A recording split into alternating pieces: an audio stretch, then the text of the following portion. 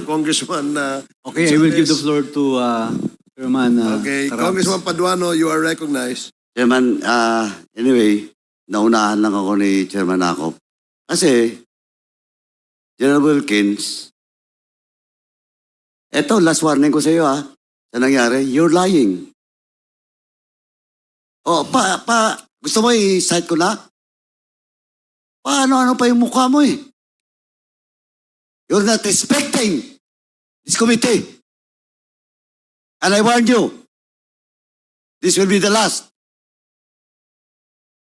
Kanina nang tinatanong kita, akala mo hindi kita babalikan? Now you admit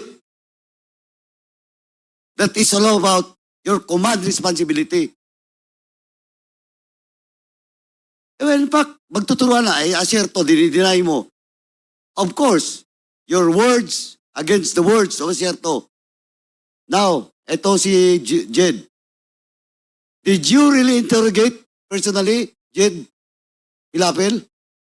Yun nga, Mr. Chair, hindi ko kasi maalala na nakinausap ko siya. Basta ang alam ko, nasa opisina siya, Mr. Chair. Ayun And yung I problema. don't lie, Mr. Chair. You're not lying, you lie. Just a few minutes ago. Sa harap ko. Sinabi mo na delegated, that authority was delegated to your personnel. Yes, Mr. Chair. Nung tinanong ka ni Chairman Akop, inamin mo.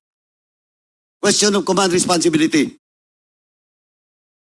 Are you not lying? No, Mr. Chair. Also, Mr. Chairman, with that, I move to cite in contempt General Wilkins. Pasensyahan po tayo dito. In violation of Section C, Section 11, letter C, of our rules. So move, Mr. Chairman.